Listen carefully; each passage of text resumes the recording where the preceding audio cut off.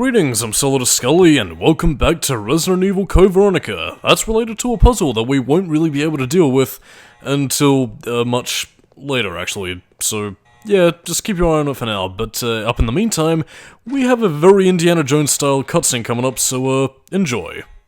Biohazard contamination detected. Level 3.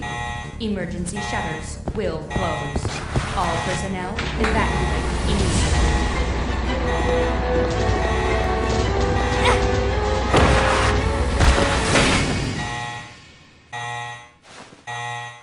That was close. Now, unlike the previous parts where I tended to stumble and fumble my way to victory, yeah, there's a lot more cutscenes this part, so, yeah, depending on your propensity for enjoying the story of this game, you don't have to listen to me waffle meaninglessly. But, in any case, yeah, you're pretty much, again, if you fail to get the bowgun up at that point, it sucks to be you, because you're pretty much not getting that, well, that room at any point up until the ventilation is done. And even in that case, you need the appropriate keycard in order to access it, so, yeah. Pretty much out of luck right in that case. But again, you do still have a fair bit to explore. There is actually an alternate area. By the way, hi Alfred. Not that it really matters, just climb a flight of stairs and you've pretty much escaped his wrath. Or have you? Dun-dun-dun-dun. There is also an additional locker room area and also a little sauna area that you can explore for additional ammo and bullets. The sauna area in particular is mainly only useful for, well, basically being a prelude to one very annoying boss fight in Chris's scenario, but again, I'll talk about that when we get there.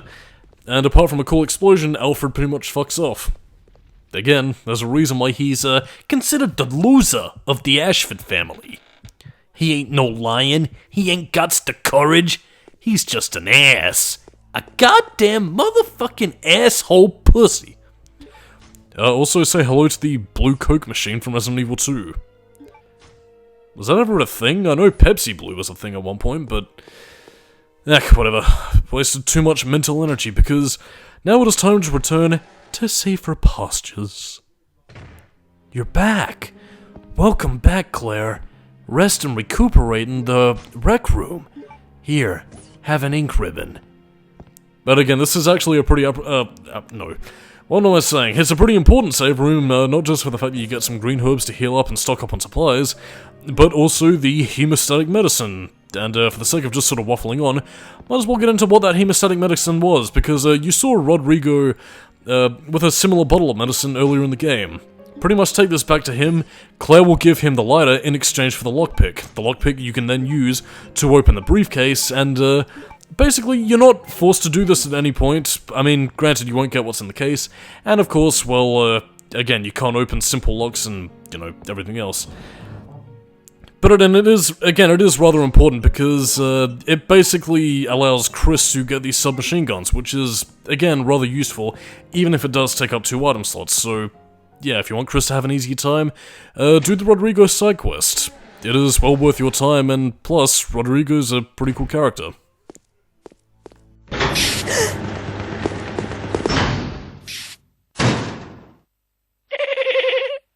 Welcome, Claire. Consider the area you are in a special playground I have prepared just for you. Please try and keep me amused, and do not disappoint me by dying too soon. I so want to enjoy this. Was Peter Oldring smoking something in the recording booth? Because either this dude was having a blast voicing Alfred Ashford, or, well, he was smoking a bit of the wacky tobacco. I mean, either way, like, it sounds like he was having fun in the role, and, props to him, man. Like, he really does sell Alfred's, well, prissiness. Yeah, another thing they also added to Code Veronica is, like, the little heartbeat thing before you open the door. I mean, I guess maybe it was to disguise loading times, perhaps, but, I don't know, it's effective. I mean, it makes you tense before opening doors, and, again, if you saw what happened to the Umbrella employee beforehand with the, screen door, then yeah, what happened to him is gonna happen to us. But luckily we have submachine guns, which we can't take just yet, cause they ain't got no ammo, but there's some ammo over there. and we're locked in. Who's playing a joke? Could it be that guy with the super long arm? Yes, this is the Bandersnatcher. Basically, it's meant to be an offshoot of the Tyrant I believe it is meant to be an offshoot of the Tyrant's experiments. Basically, well, it's got stretchy arms, and, well, it's got a very long range, it can hit like a tank, and, quite frankly, again, the only two weapons I recommend using against it is, the bowgun, since it rapid fires, well, bowgun bolts, and, the machine pistol, well, not the machine pistols, the automatic pistols, really. I mean, they're pretty much the only two weapons I've found that really do any decent damage against the thing. Well, I mean, less so the bowgun bolts, but again, you do have, its rate of fire being the advantage there, so... yeah, just keep on your guard, but again, a lot more will show up, and, well, let's just say, as you're about to see here, they're quite annoying.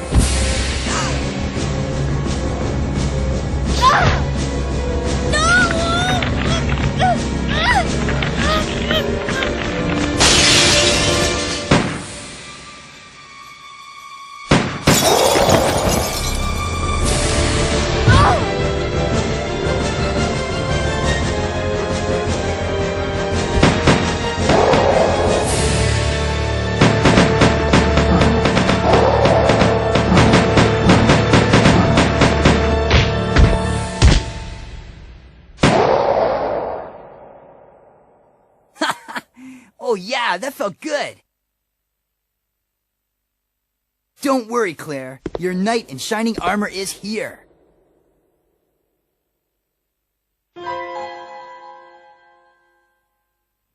You wish. But thanks for the help. See?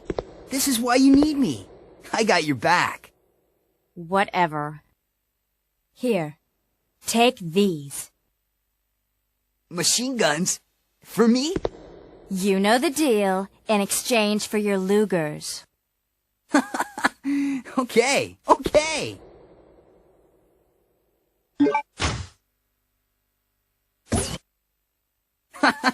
This thing is too cool.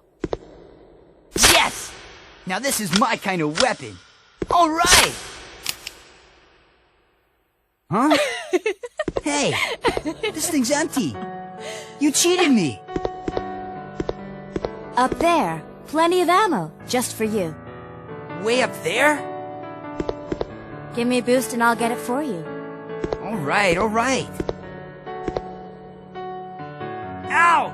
My back! You're heavier than you look. Hurry up!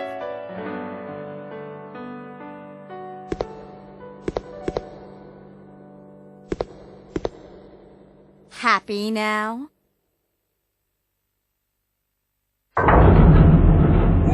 What? Now that your knight has made his appearance, he can join you in your descent into death.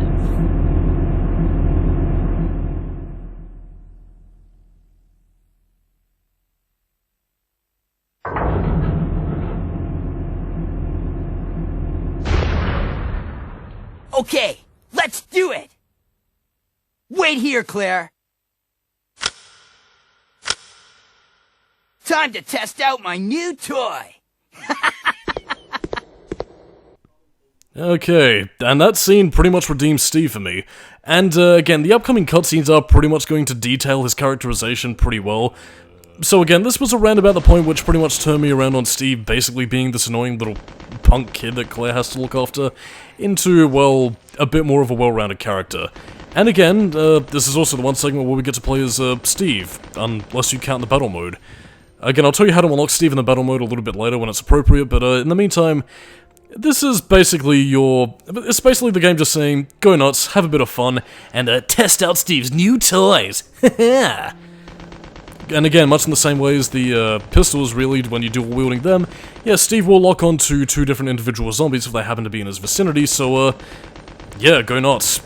Like, I mean, it's really only a short segment, you don't have to worry about anything. Most of the items here, Steve can't really collect anyway, since they're pretty much reserved for Chris and Claire. Again, if you try and pick them up, it'll pretty much say something akin to, this isn't ammo for the submachine gun, or I better leave this alone, or something like that. So again, basically go through these areas, clean out the zombies, and again, just go to town. It's well worth clearing out these rooms, because, Claire and Chris will be visiting these areas later on, so, yeah, just have at it, man. And again, much in the same vein as Resident Evil 3, bombs galore, and, again, satisfying explosions. It just makes you want to say, forget it! It's so much fun. By the way, if you also look in Steve's status screen, again, you can also examine a picture of him and his family. This was also changed for Code Veronica Rex, because it replaced Steve's luxurious 90s hairstyle with the early 2000s pop-punk emo look that he had. Heck, whatever.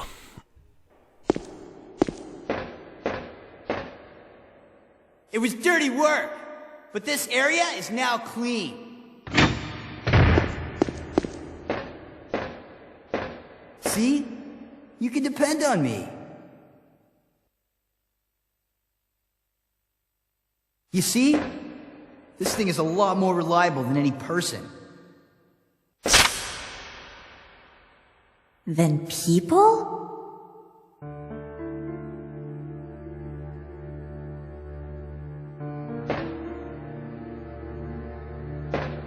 Steve,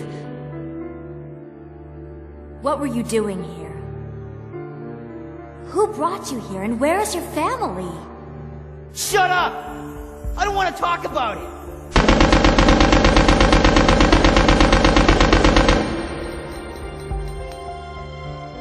Steve.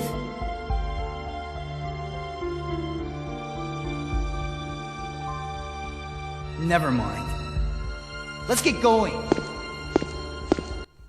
Again, like, I mean, I can see why a lot of people might find Steve very annoying in the way he immediately shuts down Claire and is kind of hypocritical in his statement about, see, you can trust me, Claire, but you can only rely on yourself because I have family issues. But again, there is a bit of a reason for that, and you're going to be seeing that in the upcoming cutscenes, so yeah. I mean, granted, I wouldn't blame people for disliking Steve as a character, at least based on what they're seeing of him in the game so far, and with a few scenes later on, but at the same time, though, I do think a lot of this does justify a lot of his behavior and the way he reacts. Again, I really can't bring myself to hate his character just purely on the merits of, well, his voice and a few cherry-picked scenes, but I'll let you be the judge as you watch this cutscene, and I'll catch you next time. Bye-bye.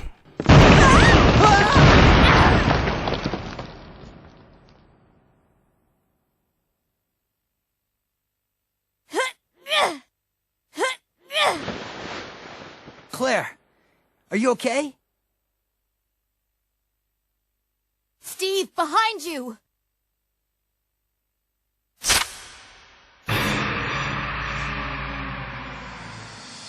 No.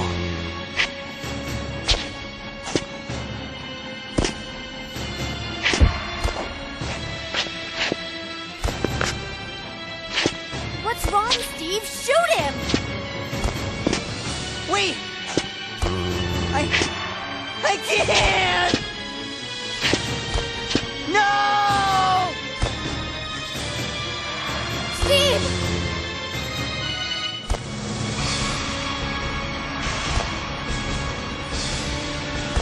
No!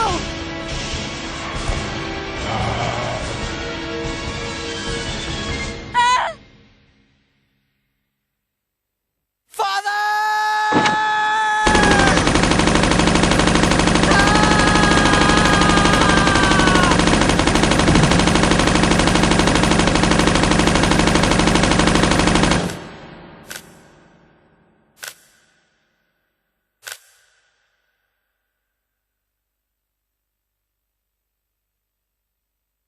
Steve.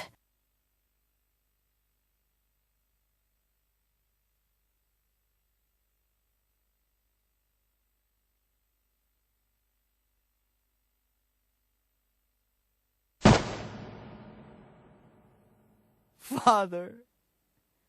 Father. Father.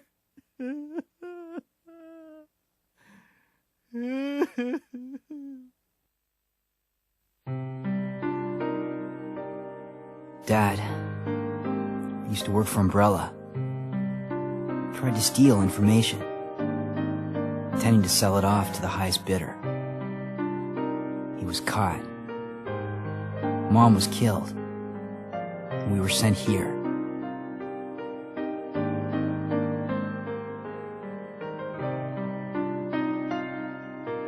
Oh, Steve.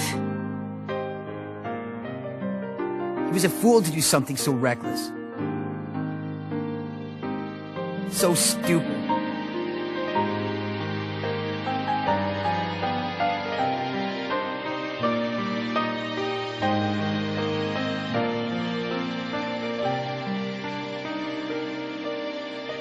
It's okay now. Just rest.